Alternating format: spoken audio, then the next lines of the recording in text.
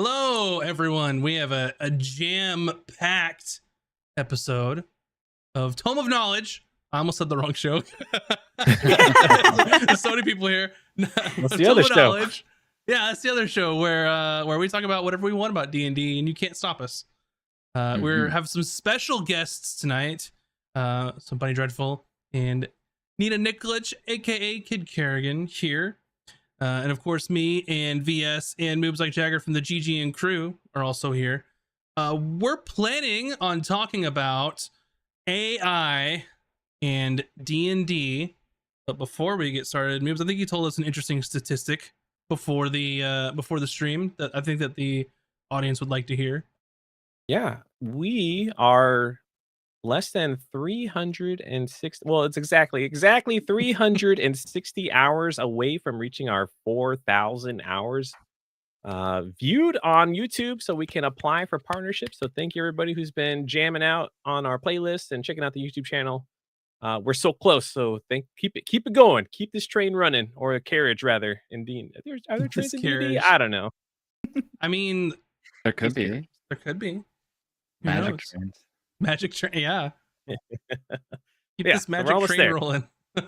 Thank you, everybody. Thank you everyone for watching, jamming on the playlist, and just leaving it on.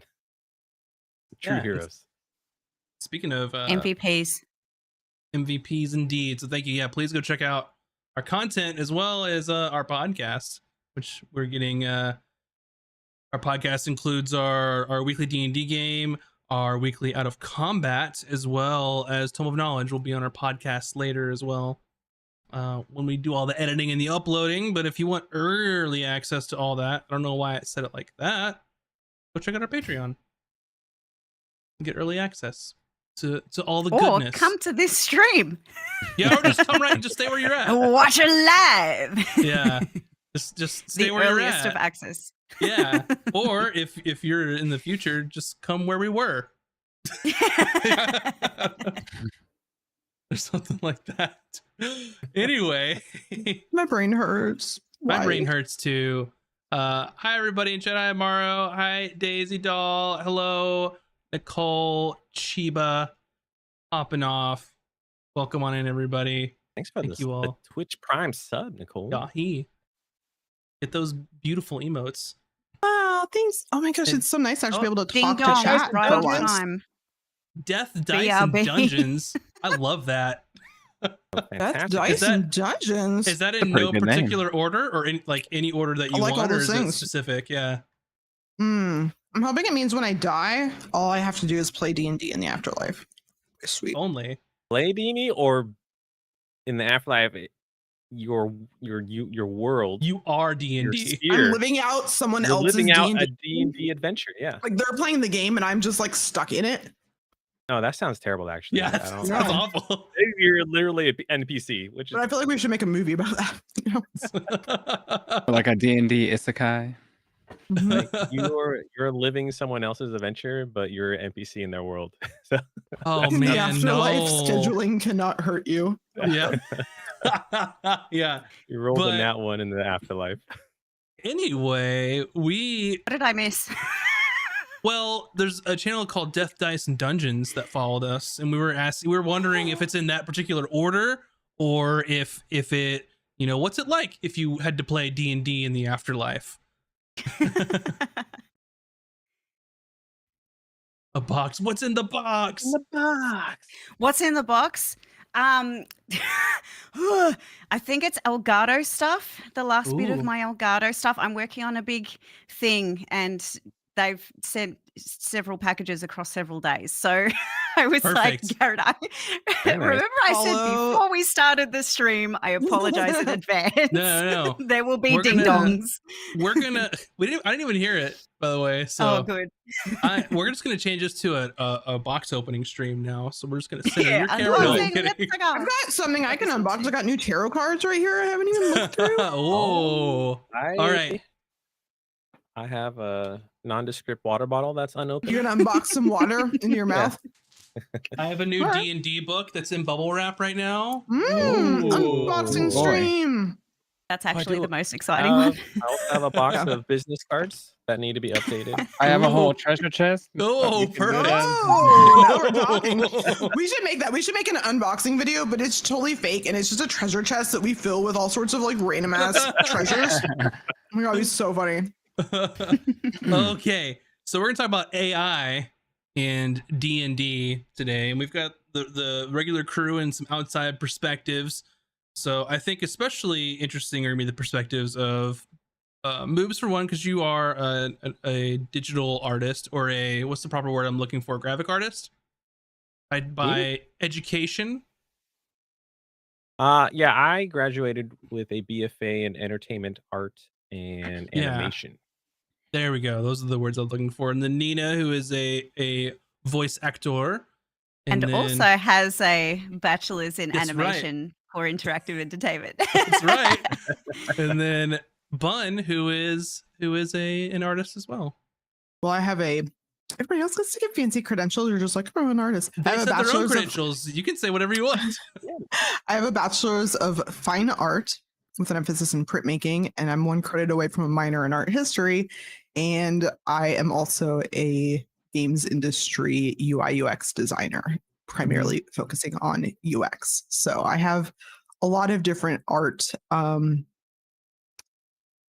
credentials, and I illustrate in Yeah. the free time, and I've done freelance graphic design. So Does almost all the art for the channel. they're coming for all my jobs, man. I mean, Tell you I know what. the feeling as a software developer, like They're coming for everyone's job eventually, to be fair. So They're like, just coming to be fair, for- it doesn't matter what your job is, they're coming for it. yeah, they're gonna come for VS's job. Everybody. Yeah. So anyway, I don't know if they could take looking damn good away from VS. I don't know any That's robots to true. do that. That's true. Yeah. They're working on it, but there's still that uncanny valley Yeah. situation Yeah. going Yeah, on. they're trying. That's true. We're they not can do convincing the, they anyone can yet. do the still images, but not the motion, no video. Mhm, They mhm. can't capture that yet.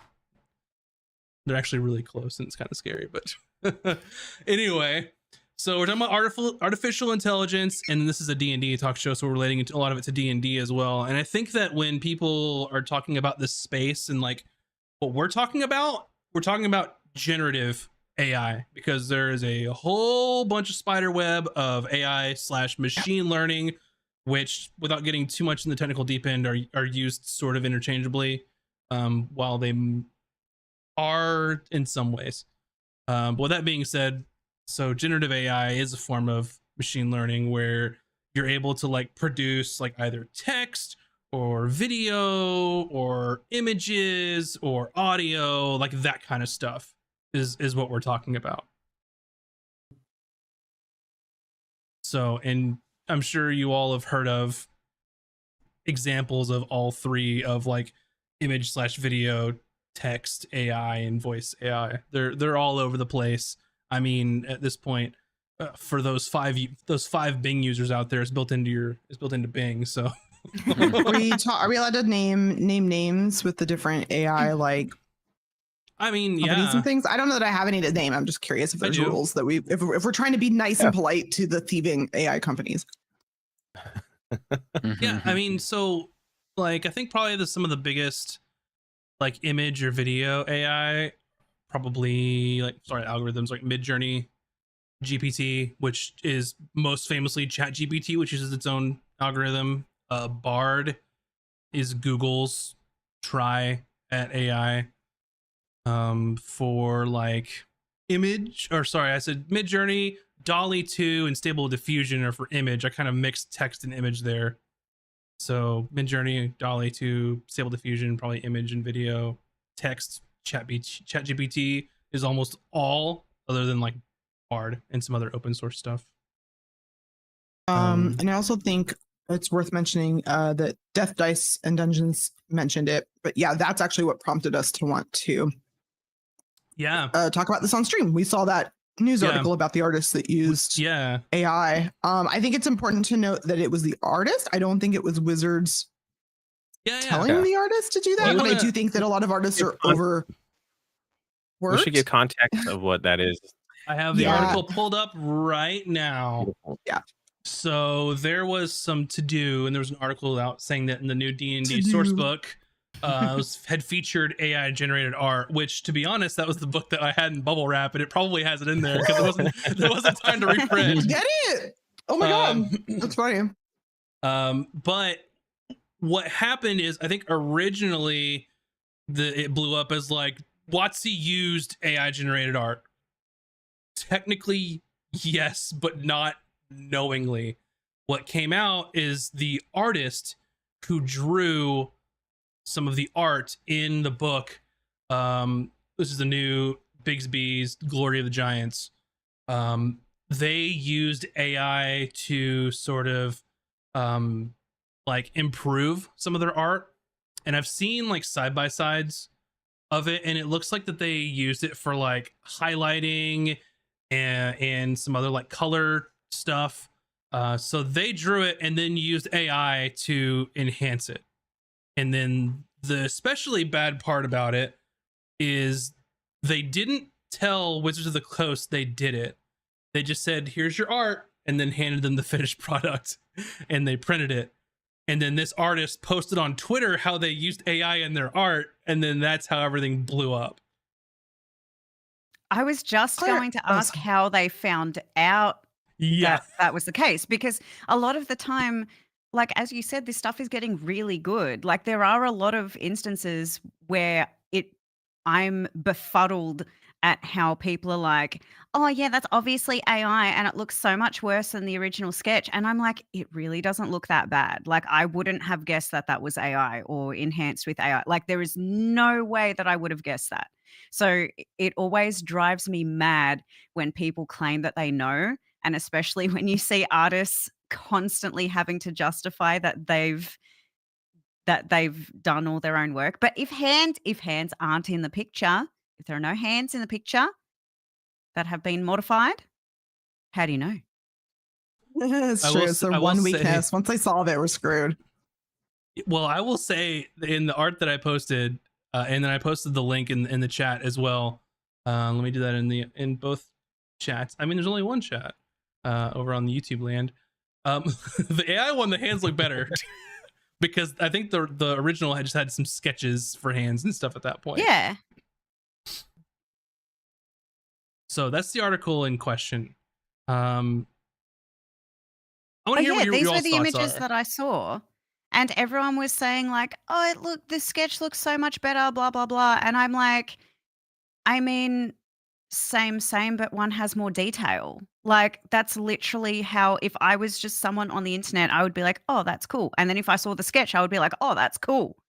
Mm-hmm. But there was no differentiating factor to me that was like, oh, AI caused me to feel a certain way about this. I feel like people were reacting to this knowing, like having the pretext of it being AI generated and then being like, oh yeah, nah, that looks crap. Mm-hmm. But in all honesty, I don't think it does. I don't think that they would have known if he didn't tweet about it himself. Yeah. That doesn't make it right, but people brought it up earlier before I think he tweeted, because there was like some funky stuff going on with the art. Like there's a example of the wolf having human hands for front paws, you know? Oh, I didn't see that one. Yeah. So there was actually a lot of art before he actually tweeted about it. People pointing out like this is a weird placement of the foot. No, this is not anatomically correct. But oh yeah, I remember that one. And then forcing WotC to make a statement, and then the artist probably making a statement as well. It worries me that went down that way, though. It's tough because the artist they've been working with this artist for the past, what did they say, 20 plus years. So it's not like this is not a talented artist. This is a very talented artist who is using AI as a tool rather than just generating the art. So there's a foundation that the artist is using, and then using AI to do cleanup, basically. So it's tough. It's not, but if this was like a nobody and they contracted somebody who just all they do is AI prompts, and that we would be having a much different conversation. Yeah, that'd be much less of a gray area, because I think part of the problem here too is asking, well, and I don't think the artist has put out statements on like why they like to use this for their process. it could be because they're underpaid and don't have enough time. They have like short deadlines. Like we don't know. A lot of artists, especially comic artists. Like if I was a comic artist, honestly, I'd just use AI. Like holy shit. They're severely underpaid and overworked. Right. Very strict schedules, very overworked, very underpaid. But then there's also like it becomes a slippery slope if it's not like a clear cut like I entered in a prompt and here's the art, because you also have artists, and I've done this myself. I don't do this for my art, but I've considered starting it because it does work really well. There are some artists that will 3D model using free assets. They'll 3D model out a scene and set up the lighting in it. And then they'll essentially paint over that or use it as direct reference. And that's totally okay. Like I'm totally fine with that. So it's like, where is that line? Where does it become not okay? Right? Like that's really hard to say because we have lots of tools. Like Photoshop itself uses a computer. Like Photoshop does a lot of things that I could not do myself on paper. Is that okay? Yeah, I mean, that? Photoshop under the hood uses AI as well for a lot of the things that it does. Yeah, we could say that for a lot of softwares like After Effects, ZBrush, but that, like the difference is like that is programmed AI to use as a tool compared to open source generated AI like ChatGPT and Midjourney and all those things where they're not being distinct on where they're pulling the assets from. They're just grabbing everything without a care in the world. Yeah, and that's part of my fear is say this artist that got a lot of this notoriety, say they were feeding their own art, like all their own catalog of art into an AI and then using that to like finish their pieces. I honestly, I see no problem with that. Like you got to make that money. Like it's hard. It comes down to the value proposition too, right? Like I've heard heaps of like anecdotally people specifically doing the Wizards work. They go for those commissions because it's such a high profile. It's kind of like the anime dubbing of art, right? Yeah. It's so prestigious, but it's like one of the lowest paying gigs that they can get. I mean, I don't think I couldn't speak to that, right? No, I don't think I have anything to say about that. Getting a job that's really prestigious and everybody wants to work there, and then they, yeah, it's one of those things, right? Like, especially I don't know what I was thinking. I'm not, sorry, nothing. That wasn't about anything. I'm picking up what you're putting down. But yeah, it's like one of those things, right? It's like, well, if they have to compromise some of their time to work on other things to do this job that pays so much less, then something has to fill that gap. Otherwise, Wizards are just going to get half-finished sketches. Like, where are you going to pull that time from? Doing the art, well, it takes time and practice and skill. Like obviously getting faster at doing those finished pieces takes years and years of practice and training. So like that's what you're going to get if you have the time crunch and you have a certain budget. Like it is what it is. People have to live, right?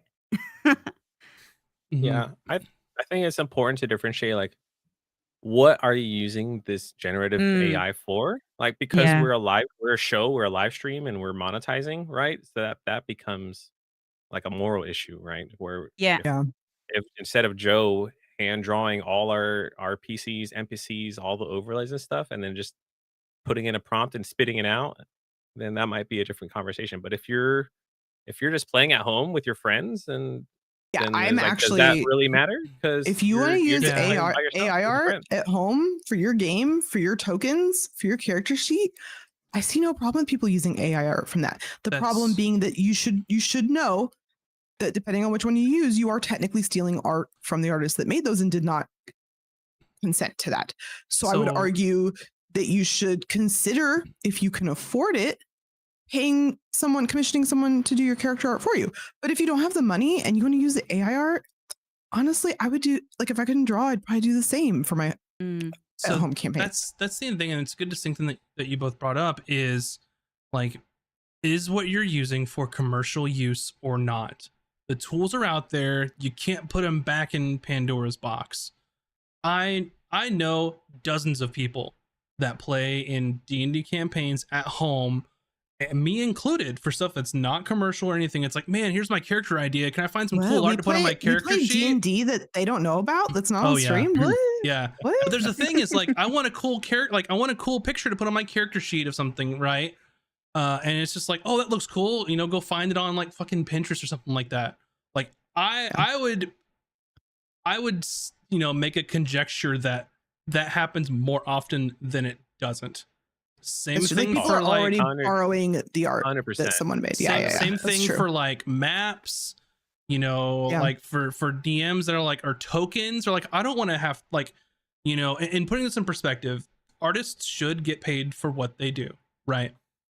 If I'm a DM at home and I'm a campaign that won't ever see the light of day commercially, it's like, I don't like. It then becomes like a cost hindrance if people expect me to pay someone to make a token for every single NPC that I would introduce to the players for like an at-home game, right? I don't think anyone has any like qualms about that. I mean, even, you know, and getting over here into like Nina's sphere of influence, if I'm like a crafty DM playing at home, shit, maybe I could do some scripted logs and have some AI generate a voice of a dragon for me, because I'm just a dude and I can't sound like a dragon. But wouldn't it be cool to try that out? Like, I don't know, where does the line, you know, get drawn there? It becomes a licensing issue. We see this with music all the time. We license all the music that we use for commercial endeavors. That's why you have all of this no copyright music and copyright this and licensing that. But it seems like people just have a limited understanding that only applies to music, and it doesn't. It applies to all art. It applies to visual art, to animation, to actual voices, to like everything. Everything should be licensed. So when we're talking about how it's being used, we're talking about like, where did the assets used for that outcome originally come from? Have they been licensed for that purpose? And is the compensation appropriate for that usage? So like for our usual D&D, D&D games, when, you know, our usual casters and cantrips games, we license all of that stuff that we use on stream, and you use the Patreon support to have the nice things, as we put it. Thank you, everyone. The fun, cute stuff. Thank you, everyone who supports that. But that's the thing, right? When you start a commercial endeavor, I specifically in my voiceover stuff categorize that as, if you are making money from the thing that I'm helping you make, I should also make an income from supporting that endeavor. If you're not making any money, student film, game jam.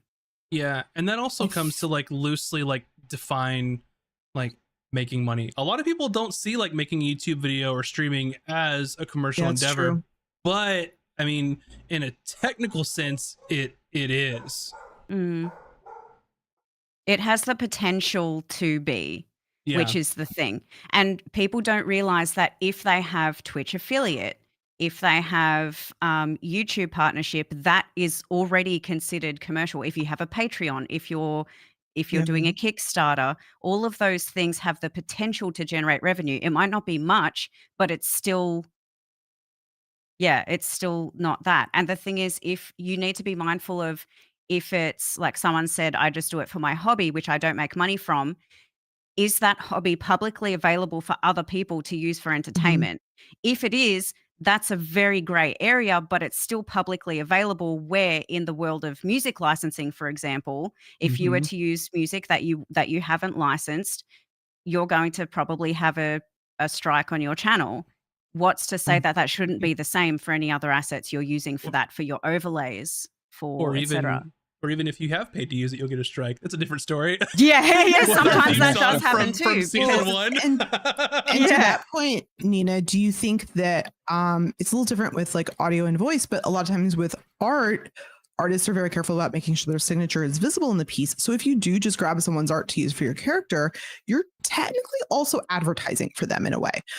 I'm not sure every artist would see it that way, but artists that put their art online and let you grab it and it's not watermarked are saying, yeah, it's out there. People are going to use it. they don't usually put out large files. You can't get those printed usually because there's no large file. But AI like bypasses both of those steps of where if I see your character art that you pick, I could be like, oh, that's really cool. What artist did that? Where's that artist? Can I go and look at their website? I want to see the rest of the stuff they did.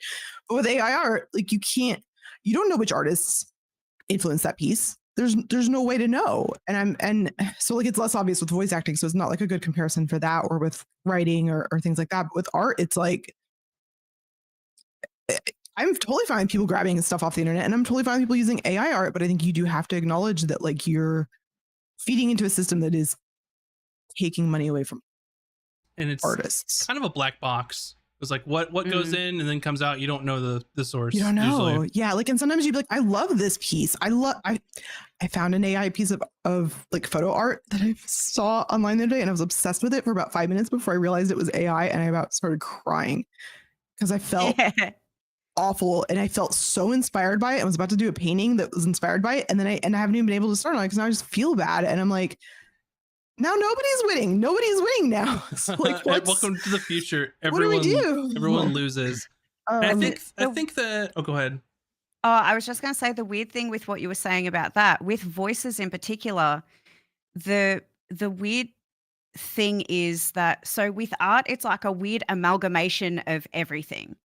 With voices, like you can have like synthetically created, it's kind of like the Baldur's Gate character creation, right? Except all the sliders are just for voice related things. And you can kind of like fiddle around and make a voice that's exactly what you want. That's generally not how it's used though. People will take your actual piece of art or your voice and then make it the same voice, but to say a completely different thing in a completely different circuit. It's like this weird subset that we haven't quite seen before. It's so odd.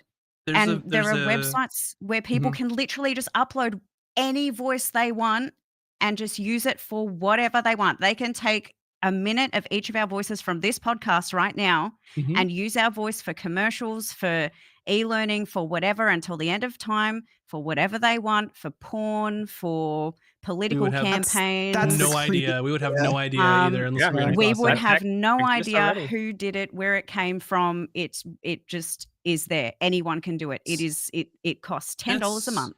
That's really interesting, and there's like a pretty it got very popular in AI. Like there's a rap song where someone rapped over some lyrics, and this is different than like completely generative, but they created a filter, like an AI filter, that made it sound like Jay-Z was rapping that part, and it's indistinguishable. There's no way we'd be able to tell either way. But kind of one thing I wanted to touch on. Eminem sued a different one. Yeah, there's kind of one thing that is interesting to me, that kind of where VS and I fall into this group is like, as far as I know, VS, you're not an artist. You don't make art, and I really don't either. Like, not really for myself. Yeah. I didn't mean to lump you in not being an artist, but I guess commercially, artists. How does it make you feel, like, with AI in general? Like, because I'm curious as to at what point, like, did you become aware of, like, what AI is, what AI can do, and then like how far along in that journey did you realize kind of the negative aspects of AI has kind of come out? Because it's interesting to see is artists are very much in tune with this stuff, but most people who aren't in the know don't know. I mean, for somebody who's been in kind of like online spaces for a while, I've known about different forms of AI for years now. I mean, it's like you said, there's a lot of programs out there that had already used it in some capacity.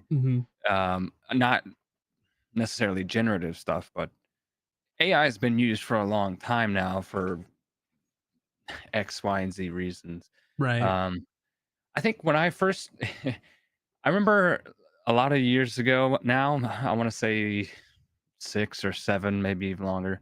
There was a really popular one. It was called like Dream something,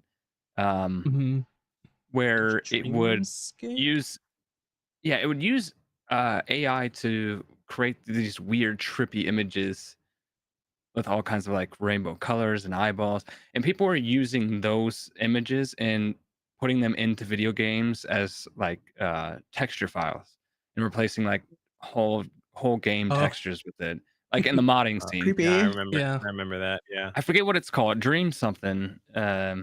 Anyway, it was like a form of generative AI, but not in the same way it is now, where it's like people are actually making like new pieces of art from yeah. whole databases of images. This was like I don't know if it was pulling from like some weird Lisa Frank style. Mhm. I don't know where it was coming from, but it's a lot more sophisticated now, and people are using it to a greater degree with increasing effectiveness in terms of like blurring the lines between can you tell if is it AI or not. So I don't know. Maybe I can see for somebody who's maybe not in online spaces or something to that effect, it would be really hard for somebody that's not familiar with the subject to, I think, fully grasp Like what understand the AI is capable of. nuance. Yeah, what AI is capable of doing, who it affects, that sort of things. I think a lot of people who aren't familiar with it will see something that's AI generated and be like, "Oh, that's a cool piece of art." You're Like, totally you right. There's know, like people that are getting AI, they're generating AI art, and then they're taking it and going and getting it printed on canvases and hanged in their houses. Like that's literally a thing that's happening. And the people that are doing that, they don't see anything wrong with that at all. And they just think like, oh, well, it's my art. I generated it, so I can just do what I want with it. I think it's fascinating to think about. But I think that the major, and I might be wrong, but in kind of in my mind, the major thing is when people started using that app where you used your picture and then it turned you into other stuff. Like it turned you into like a Viking Maximus or like a King Maximus or, you know, like whatever, you know, person. And I think that that was everywhere, at least on like Twitter for a while. People making their They're still profile using 'em. pictures and Yeah. all that stuff, and it's like, wow, cool, awesome. I think that was like the one of the biggest like mainstream like online stuff. And I think a lot of the backlash started coming like afterward. People realize like how this stuff works. And well, because when that went huge and viral, kind of, people saw artists started speaking out. So that is actually what led to people, because then a lot of artists who didn't want to like, they're like, I don't really want to talk about this. They felt like they had to at that point because it was everywhere. And that's when it really became an issue, like as fallout from that. I want to make a distinction too from like the tech side of this. So an AI like model, right, needs information to ingest so it knows like what to spit out, right? So in a lot of the cases that we're talking about, and I'll use like the image one since it's most familiar, like with DALL-E 2, Stable Diffusion, like Midjourney, you know, if you go online and find one of those image generating things, those are the ones more often than not are the ones that have scraped art online and haven't asked anyone if they can use that art and are spitting out images from that. Now, there is another side to this where, especially like with the image stuff, is you can train it yourself. You can take your own style. And I know Moves and I, we've at least talked about kind of like the Corridor Digital type stuff with their most recent, like their anime stuff. The first way, I don't agree with. They did it as an experiment and they used like Vampire Hunter D imagery and then made like a short episode. They see it as an experiment. That's all fine and good, except they monetize their video and put the video behind a paywall on their website and all that shit. If they had just released it and didn't monetize it and said, hey, here's an experiment, here's a white paper on it, that's one thing. Now, in the second one, I think they learned the error of their ways.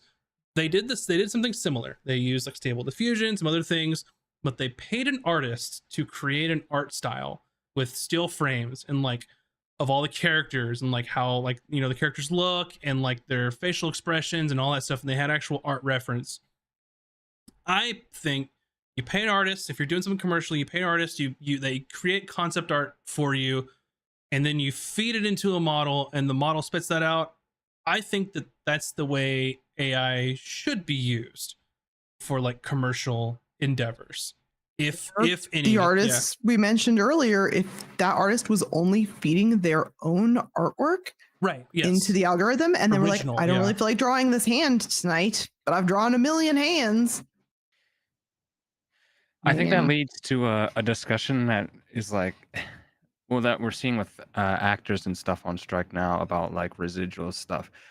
Would there have to be some new form of compensation in the art world where if a company pays an artist for just a bunch of artwork so that they can feed it in an internal like AI program to pump out art for future projects, does that artist get paid once and that's it? Are they going to have to form some sort of like residual? Problem, and that's what they the should get SAG-AFTRA fights are about right now, is that contracts up until this point were not made with generative AI in mind. Nina, I'm sure you can speak to that a lot as a voice actor, is that basically is directly what's happening in your industry. Well, yeah, like for example, for what they were saying with the background actors, for a background job, you might get between $150 to $200 per day, but they also wanted to add on to that person's time on set. We're going to scan your face, scan your body, and keep that data to use for whatever we want for any future film. So they won't need that background actor. Yeah, in perpetuity throughout the universe and all possible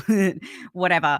But that's exactly what I'm saying. Like the thing is, we like all of this NFT crap came out, right? And we have these like tokens that everyone knows where the original token came from. Why can't we at least use this monstrosity of technology to apply it for good, to be able to track these assets? Like we have the technology to do this. It's just that no one wants to. It's a really good point. Yeah, it's a really good use the blockchain for a change. It's the same, yeah, exactly. It's the same issue that people are having with the streaming residuals, where the actor is the asset, and the actor has been used in whatever certain episodes of a series, and they're not getting the residuals that they should be. They're not getting the compensation they should be when every time those episodes air on streaming. But what I would love to see, specifically coming back to use in D&D, in Dungeons and Dragons and stuff, is like what we're seeing with these video games that are basically creating more immersive worlds, where you have like NPCs that essentially have their own lives. However, the caveat to that would be, because currently all of that technology is running on the generative stuff that's using whatever. When you work on a video game as a voice actor, you get paid for the session recording, all of the lines that you would need to say for the whole game. You get paid for that time. Say $250 per hour. Something that's the standard for non-union. It's like 2 hour minimum, whatever. So you get $500 for 2 hours buyout. That's all you get paid. No matter how many millions upon millions of people play the video game, that's how much you got paid to produce the work. However, and you know, you can kind of be like, maybe people should get residuals for that too, like they do in TV, because it's kind of similar, right? We can measure sales. Anyway, that's a whole other discussion. I would love to see if people do choose to create this more immersive experience, like say if Max is like, oh God, we have 15 NPCs, like you do a really great job of doing like 11 NPCs on a boat. But if you were having a day where you were like, oh, I don't know if I'm feeling doing this 11 NPC or whatever, it would be cool to have a platform or just kind of like an inbuilt one of those like licensed music packs or whatever, where there have been voice actors who specifically get paid their session fee plus whatever residuals are included whenever people use voices within that pack that have been generated using their voice. Because the thing is, obviously, there's a limited amount of lines that you need to record. With generative stuff, the possibilities are endless. The amount of content can go on forever and ever and ever. So how can you put a cap on that? You kind of can't. It has to be a residual compensation model. Otherwise, it just simply does not work. But it should be licensed only for that product and only for like that game. Like if you have a game that's like this unique selling point of this game is that we have all of these NPCs and they all have their own lives and you can say whatever you want to them and they talk back to you. Great, but hire the voice actors to produce those models for you, only for use of that game. I mean, think about it too, is kind of like you know, if you want to go read Nina's blog post on her website about her feelings on AI, go for it. Yeah. NinaNicholas.com. But if you think about it, like if you, let's say you do 4 hours worth of dialogue for a game, right? And then they say, well, we're going to make this, the scope of this game is expanding widely. We're just going to create a model of Nina's voice and make her say whatever we want, right? Like that's, I mean, that is doable and it's scary. And imagine they paid you for 2 hours of recording and then you play the game and you're like, I didn't say that. I guarantee that's already happening. I guarantee that's already going on too. Well, the thing is what's scary about that is you think about like background actors. The reason why like being able to just cut out all background actors, fill them in AI, right? One, background acting is how people usually get into the business of being like a union member in SAG-AFTRA. But two, it's a very real possibility because the last time that a Hollywood film used actual people for like giant battle scenes or like giant crowd scenes was decades ago. Weta Workshop made the software for Lord of the Rings for like Battle of Helm's Deep. Like there isn't a real person in those giant wide shot battles at all. Like it's a reality that it is possible that there just won't be any more background actors. I think the wider it goes, you start cutting off your talent. So like if you take away those like opportunities for people to get on set and learn the craft and whatever, we're going to get to a point where we have no good actors anymore because they don't have the opportunity to practice any of that stuff and all the other ones are dead. So like what then? They're just going to pluck them from school. They're going to pluck them from school and then put the ones they want in. What were you going to say, VS? I think you're going to get in there for a second. I was just going to piggyback off the Lord of the Rings thing and say like, I think even directors like George Lucas in the prequels did something similar where I think in episode 2 where they had the big battle of, there was like 100 Jedi or something. Yeah. They had about 20 like real actors on the forefront and every other like Jedi on screen was computer generated. So, yeah, I mean, 100%. They've been doing, you know, similar stuff for quite a while now. I just want to ask, so like, because some people in chat were talking about it a while ago and I don't want to forget about using Chat GPT specifically for content and writing, and we have 2 DMs here. Moobs, you run a game for your friend. You've run games before for your friends, not on stream, right? Though. And I know Max, but I think both of you have used Chat GPT for stuff not necessarily D&D related, but we actually use it for Tome of Knowledge to come up with Dungeons and Dragons topics. We have. We're doing it now. I'm glad you're bringing this back in to relating this to D&D because we kind of got off the rails. Yeah. As it's interesting, as people do when discussing AI. Max and I have written up prompts for discussion topics. Not this one. This one was not from ChatGPT. Wouldn't that be funny? Yeah. We use it just as a tool, and they're like, "Oh, that's a good idea. Well, we could talk about that." Or if it's like a topic, it's like, that's an interesting topic, but let's add this to the conversation." So I think that. Yeah, go ahead. Sorry, I didn't mean to interrupt you. I finished my line, but then I said which meant I was going to continue, but now I'm finished. Period. It's like I thought we were on the same wavelength, but no, I'm all anyway. I think ChatGPT can be a very good tool for DMs. I mean, I use it for work too. There's some menial shit for like software development that you shouldn't remember, and it should just tell you. But for D&D, like aside from Tome of Knowledge, like one of the things that I did that I realized like I was being dumb. So I was one monster, and I can't remember if it was in this campaign or not, where they had like 10 or 12 spells at their disposal, right? And it was a custom monster. I didn't want to make a whole stat block. I didn't want to make a whole like D&D Beyond thing where you can click on everything. That takes so much time. I was like, I want to do this with these and these spells. So I was like, okay, well, I'm going to need links to the spell so I can look at it quickly on stream, right? So instead of using the very slow D&D Beyond search for all the spells and grabbing the links because it's pretty slow, I said, okay, I know how links for spells are made. I have a list of spells that I want to use. I said, hey, ChatGPT, make links for all these spells using this format. And it spit out like 12 links for me immediately. So instead of taking like 10-15 minutes, it took 5 seconds to say, here's a list of spells that I want to use, and I can click on it and go to D&D Beyond if I need to, look up any particulars about it. Sometimes I'll use it where like some of the hardest shit for me is to come up with names to name things, right? and I'll say, give me like 10 names of like this. I'll look at the list and be like, okay, I like this syllable, I like this syllable, I'm gonna change these things. And people use that stuff all the time, like for like, you know, name generators online. I'll just use it because it's more convenient, and I'll just tweak stuff to how I like it. Because I think the hard part for me, like kind of where I excel, is taking a thing and like expanding it. What's hard for me is like making the little thing, right? Like the initial thing. So I don't know how else to put that in like words that actually mean things, but You're good on elaborating on existing yes. Yeah. things. Yeah. And I can come up with like grandiose ideas that aren't fully formed, and I can expand on ideas that are somewhat formed, but like the beginning part I can't. It's very hard for me. I think that's where it makes us the power couple, because like I'm really good at making things on the fly and off the cuff, and then you could take those stuff and then elaborate or expand on it. Mm-hmm. Yeah, I think so too. But yeah, I think it's a good tool.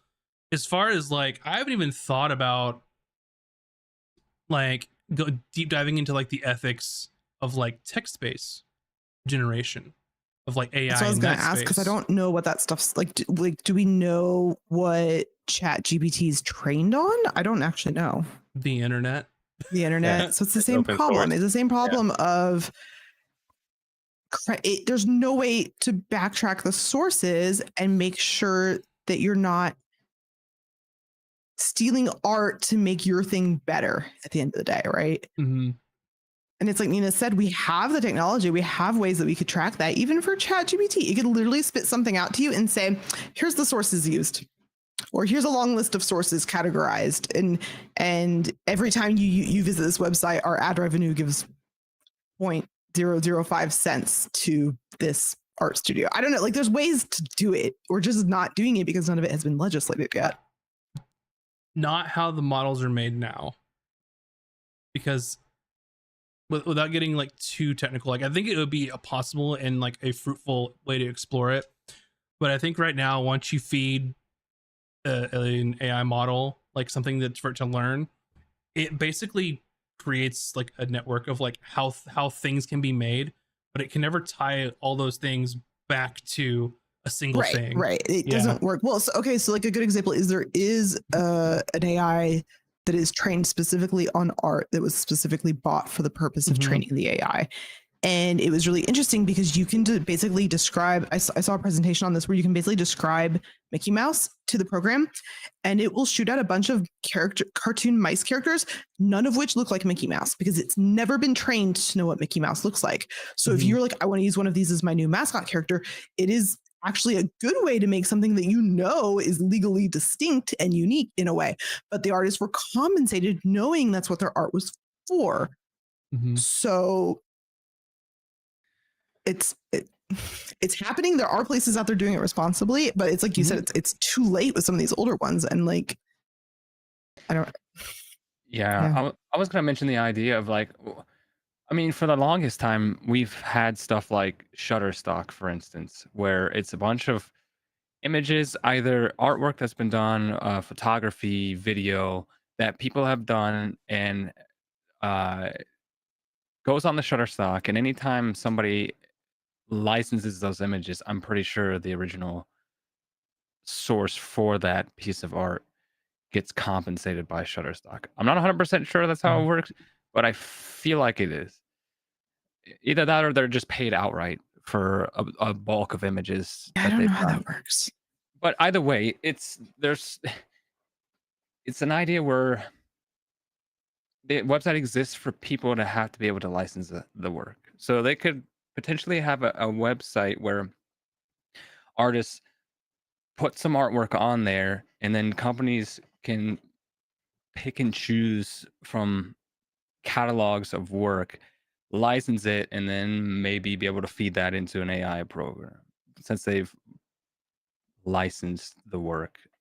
I don't know if that would work out, if that's something anybody would ever even try, but that's I don't know how you, without the artist being paid directly from the company who wants to use their art in a algorithm or whatever.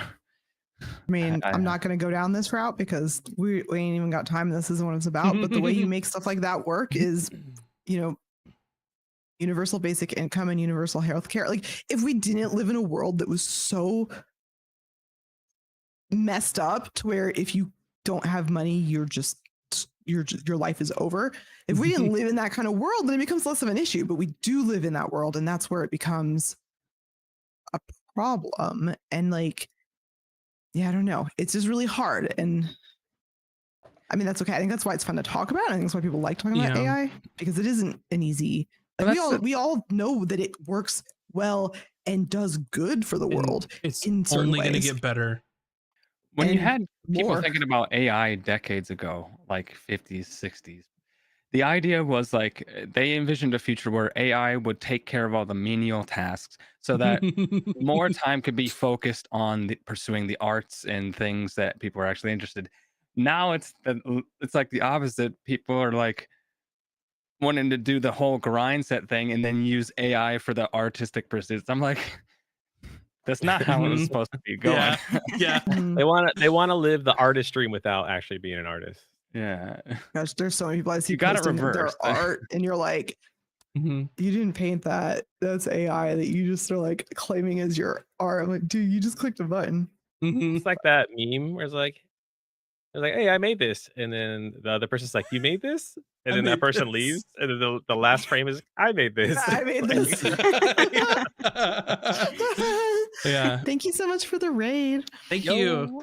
Hello. I think one thing that we could, if we had the power and technology, that if we created our own AI tool that Max fed with names, races, classes, and eye color combinations, and then Max could just yeah. like, I think that would be fine that. because we're selecting our own like AI training model, and then Max is inputting like all the names and the races, classes, and eye colors and stuff like that.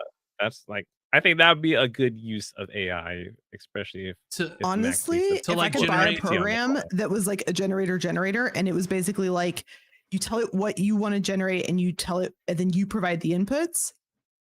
I think there's something really cool about that conceptually as an artist. I could do a lot of really interesting things with that.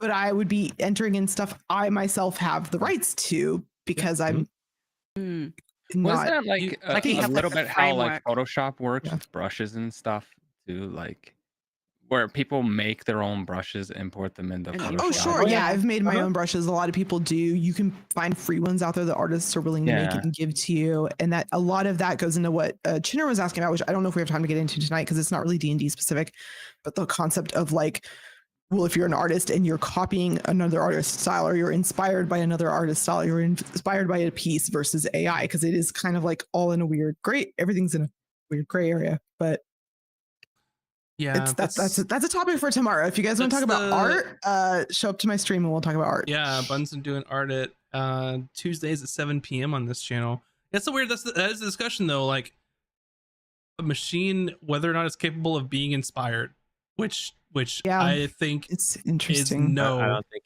it can. No. I mean, that's the 20-minute argument I had with some AI bros when I was at VidCon. I love your AI bro story. Trying to sell their future that use stable diffusion. Like, I think AI does a lot of work where it's using what is popular to determine what is going to like. It's inspired. There's a point made in chat about like a lot of AI will end up being really racist and not having people with darker skin tones because it's trying to generate what it thinks you or the masses want in a lot of cases. So that what that means is based on like if you're not careful, making things that are fed with a bias. Yes. You both need to feed it with a bias and without one at the same time, right? The bias needs to properly represent the person creating it. It's so hard to talk about. Oh my god. Pretzels. You guys broke me. Yeah, that's a really interesting like thought. For the artists here of if I'm like an artist and I feed it all of my own art to train, and then I tell it to make art based on my style, or a voice actor, and I give it all of my voice lines from the past 5 years that I've done, and tell it to do my voiceover work. So with that, there are heaps of artists who are looking to commission their own AI voices so that we have control over, if a client comes and says hey, we need these videos narrated, our budget is $150, and you're like, well, I wouldn't spend my time doing that for less than 300, but here's a sample of what I sound like, and here's a sample of my AI voice. If you would like to commission the AI voice, great, no worries. That's awesome. But not having the control over it is where the issue happens. That's dangerous. The we're danger zone. already doing similar things with art and as well as D&D, because there was a really popular trend of doing these picto things in art where it's basically a video game creator where I create a bunch of different assets for hair, facial features, and it's a little paper doll, and you can generate an avatar. But I made all those individual assets and I set it up for you. And then it's okay, well now you can, it's like NFT art. It's those are not lovingly handcrafted. Those are made in a very generative way, just by the artist, not through AI. So there are some decisions being made by a human, but it's also with D&D, modules in some ways are doing similar things. Well, you can't afford to pay me to write a whole campaign for you. I can't do that. But let me write the basic building blocks of a campaign, and I'll sell that to you, and then you can make it work for you and fill in the gaps. Like everything in life is that. So again, it all comes down to normal D&D. It all comes down to who's getting screwed over in this scenario, right? Who's being taken advantage of and who's not. If you, as the voice actor, are making that decision to let them have access to your generative voice pack, you're at least in control of who you're giving that to, and you can make them sign a contract on how they're going to use it, and then you can sue them if they use it improperly. There's an interesting point that GM Workshop said in the chat, specifically to D&D, for getting us back on track. Thank you. If an AI DM is indistinguishable from a human one online to make games more available to the players without tables, I'm not sure what the harm is. I mean, kind of touched on a little bit earlier with what is your intent? Is it personal? Fine. Is it are you gonna stream this game online or something? Then is there probably not. Yeah. And the thing is as soon as you add the commercial aspect to it, and when we say commercial, is someone getting money put in their pocket from this thing, right? If it's a free AI DM that will run games until the end of all computer times and apocalypse happens, and no one's making money from it, great, fucking go for it. Play as much AI DMing as you want to. Banned the bot that was proving our point. The AI bot. Oh my god! Thanks, Nicole. No, thank you. If that's the thing, then Oh, I was just going to say, if a tool like that existed that was created for like how you go out and you buy your Warhammer setup or whatever, you buy this AI DM as a tool for your home games. If that was a purchasable product that people could have access to, then whatever was used to create that product, if they got information from other DMs or stories, or people have written various campaigns and they feed all that into this tool to create a package for people, then people should still get paid for that, even if it's for at-home consumer use. Right. But if it's one of those experimental type tools, we just kind of want to see what's possible, then I think that's kind of a different thing. But then also that's a Pandora's box where we can't, it's naive to think that people wouldn't just naively use that for streams or for YouTube or whatever it is anyway. Even if there was a free AI DM, where is it sourcing those adventures from? Yeah, that's what we're talking about. Because if you made a model off a free AI DM, right, but you source it all from Wizard of the Coast, Dungeons and Dragons adventure books, right? Then WotC is going to come after your ass because you're taking their content. As they should. And AI is going to spit out honestly this homebrew adventure, but using their resources. So that might be an issue for whoever created this AI DM, even though if you are an AI creator and you don't have a friend that wants to DM and you want to write a program that you will feed the modules into that you have paid for, I'll just say that and not go deeper into that, and not got permission. That's not what I'm saying. I'm saying you've paid for the modules, you've access to them through truthful means, and you're going to program it to make up modules just for you and your friends, and you're not going to put that AI out there for other people to use. Like that's fine. That's where it gets, that's why we're trying to say like where it gets in a slippery slope is you have to realize like someone's getting hurt the second you start putting stuff out there, either for free or for charge, that the people used to make that thing didn't want done, right? I know it's hard to think about WotC getting hurt, but like they are paying people to write those. There are writers that are getting paid to write those. And if WotC isn't making money, they can't pay those writers either. So I would say too, I would say too though, and there's a point that was brought up in the chat as well, from Delport Reckland saying that if it's a free AI DM, it's still taking money from professional DMs. This is where the nuance comes into place. So I'm going to throw this on the side of like going back to art when we talked about the beginning of the stream. I am a person that's going to play D&D. I want cool character art for my player or for my character. I am never going to stream it, commercialize it. I'm playing with a group of friends.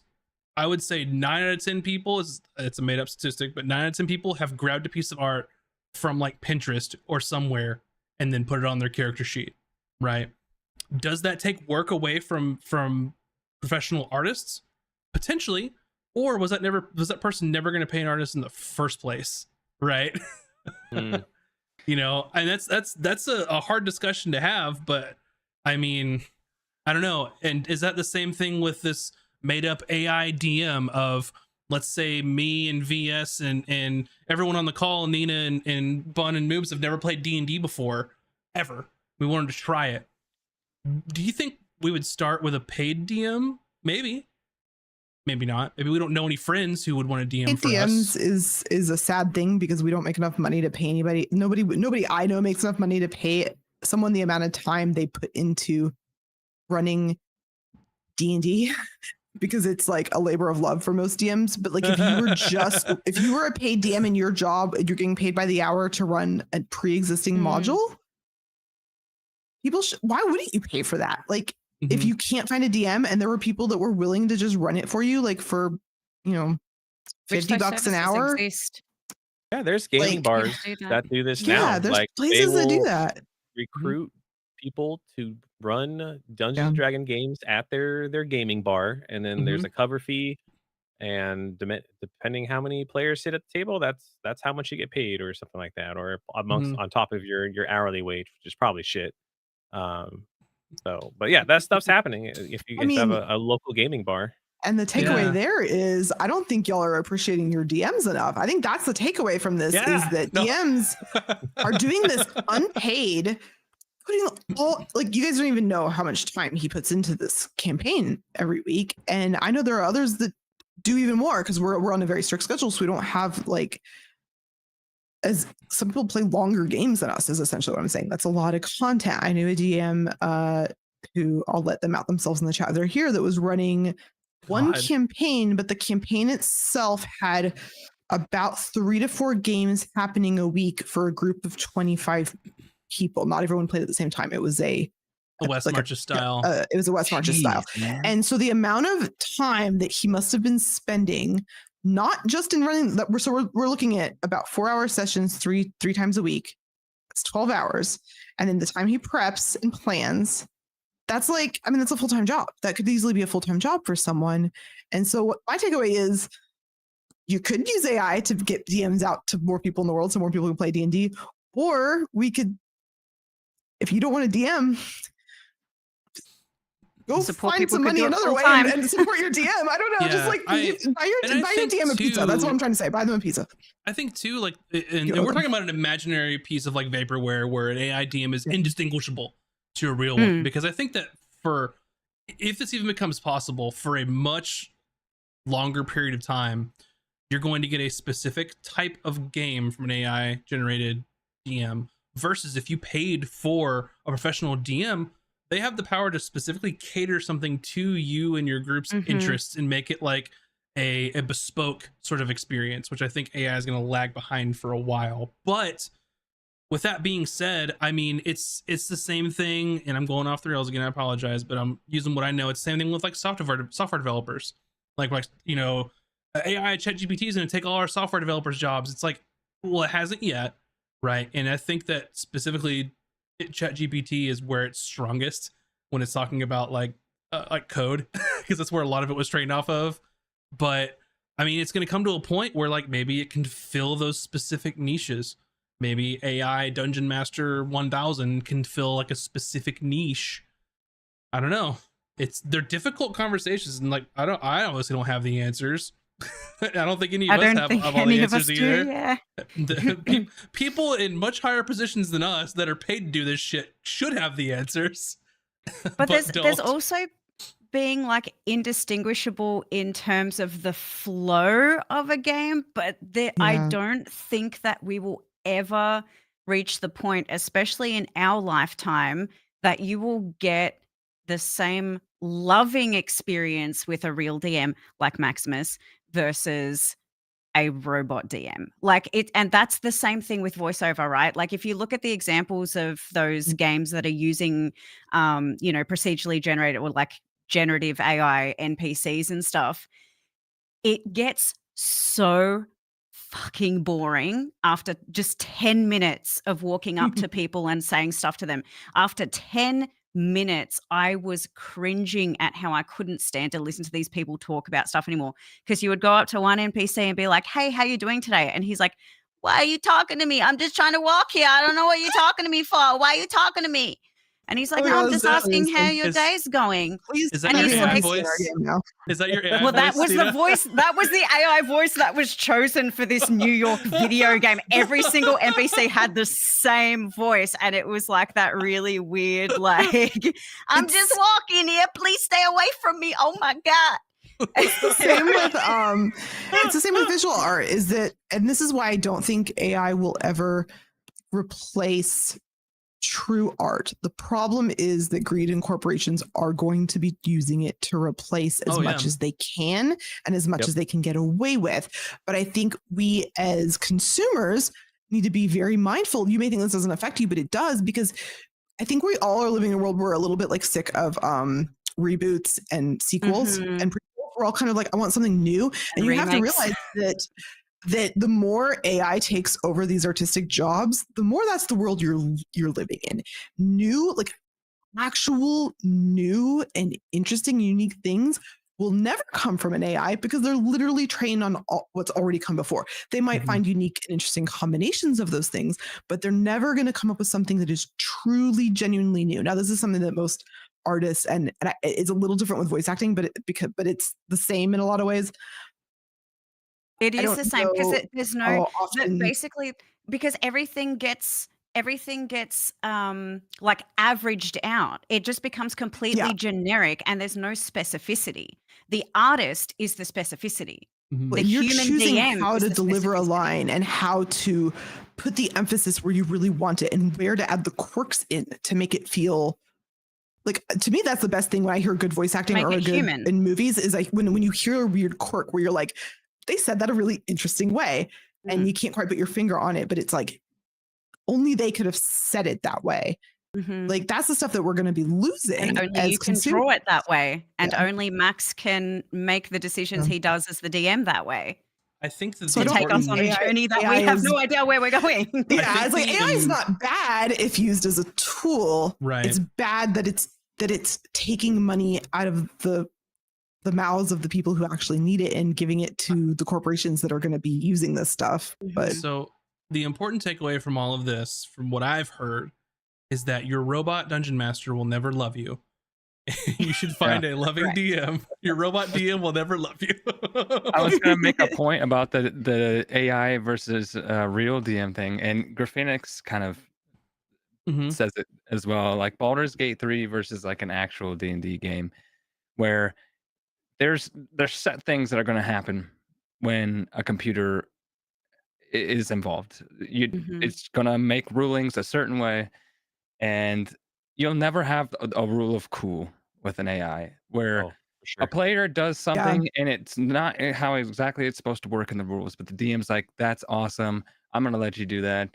I don't see AI ever being capable of doing And those are the anything best like that. moments. Yeah. It's gonna be It's too predictable. it's like you're gonna do a dungeon crawl. The AI is gonna throw enemies at you. The enemies might have an AI voice attached to them, and it's gonna be roll the dice, do the damage, move on. There's not gonna be any nuance. And if to that's it. what you want, go play Baldur's Gate 3. Why aren't they sponsoring us? Which will be a better experience, honestly. Which will be better because it's actually been catered and planned and perfected. I'm trying to save up for it. Same. I kind of would be interested because I think you could physically try and do a like text style like DM, like a Dungeons and Dragons like campaign with ChatGPT.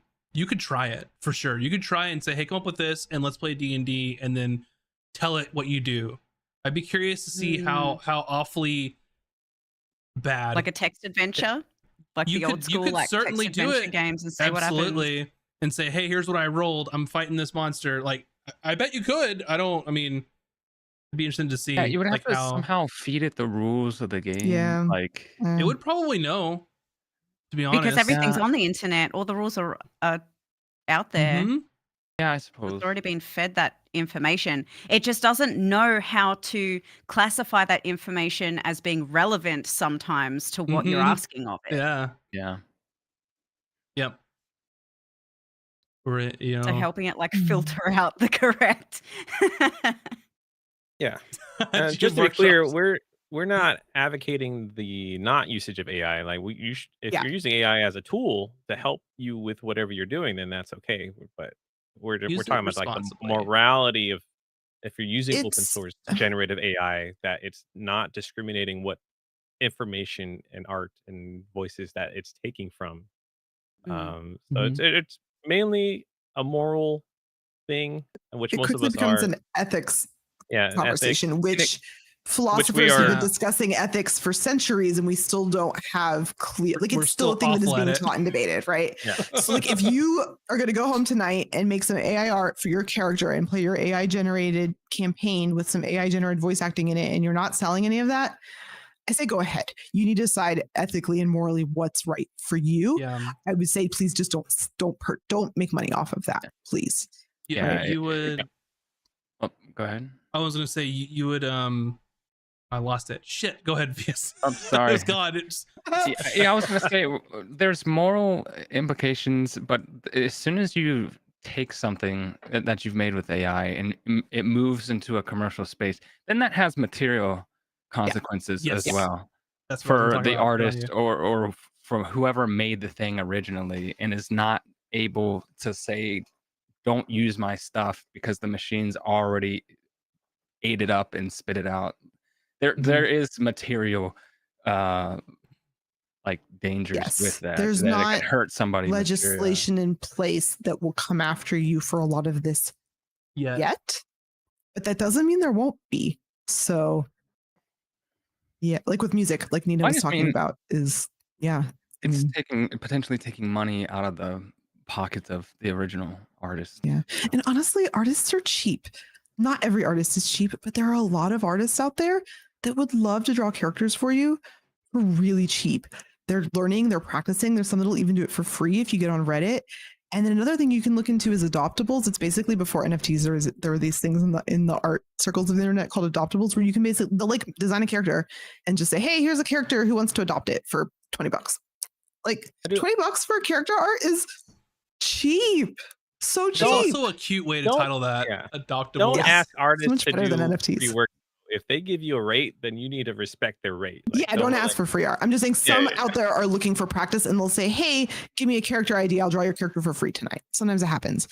I get that not everyone has money, and D&D is wonderful because it's one of those things that you actually can play without having money, even though it's largely being monetized these days in ways that it never was before.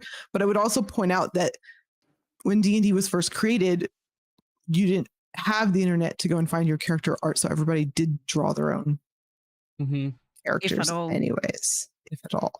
So I think that there's a lot of stuff that we feel really entitled to, maybe nowadays because of the internet. That all these youngsters out here, because everything's so accessible now. Everything's just there all the time, instantaneously.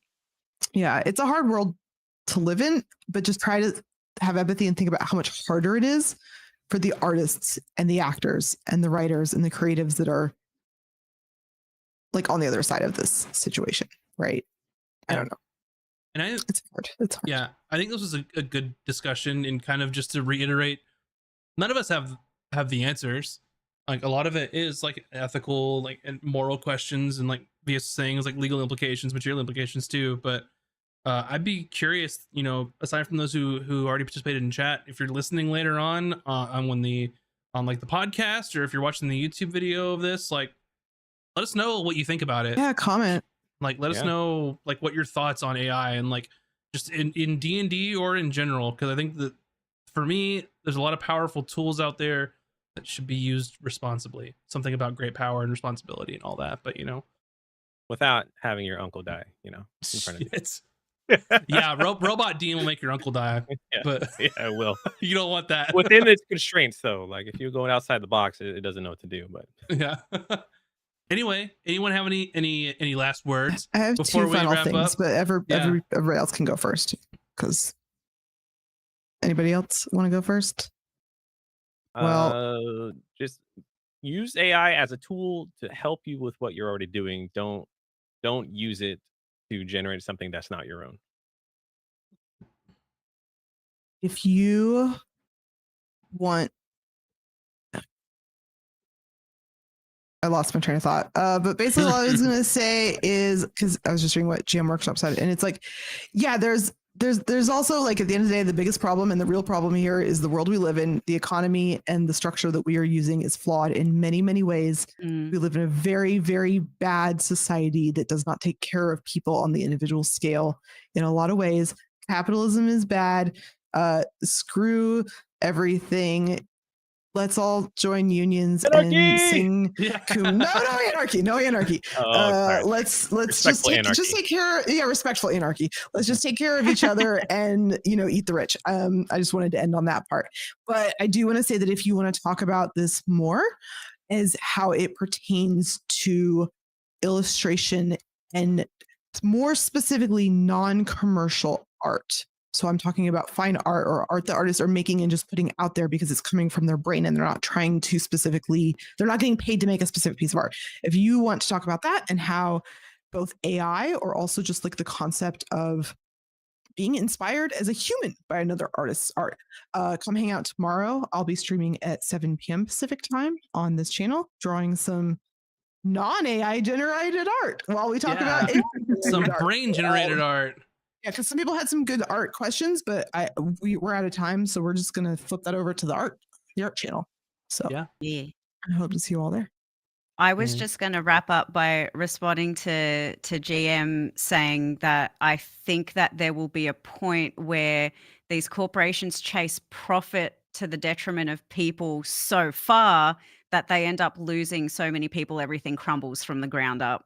That's what I think, especially based on this like EA conversation. Like executive assistants, they do all of the running work and the notes and the everything. And it's like, without them, good luck replacing them with tech, because the people that they support need the EA to run the tech that they don't know how to use. So yeah, and I feel like weird in the industry too. Like jobs are getting replaced, but they're not considering that the human element was doing something. Yeah, it's weird. It's like, I mean, I'm sure there's not a current day example of a large corporation that changed hands and then cut like half the workforce, and now the website doesn't run right. Oh boy, we're getting spicy. This is like CNC after dark. Don't forget to follow us on the YouTubes. We're super close to applying for partnerships. Speaking of monetization, help us get to partnerships so we can help better increase the production value and all that cool stuff for the stream and stuff. Yeah, thanks everybody, and we'll see you tomorrow for the art stream. Thanks for all the comments and stuff. None of this stuff is like a final decision. Like, if we say something you don't agree with, that's okay. Like, it's totally okay. Like, we love hearing your all's opinions, and go and comment on the videos if you have more or if you want us to talk about any of this more.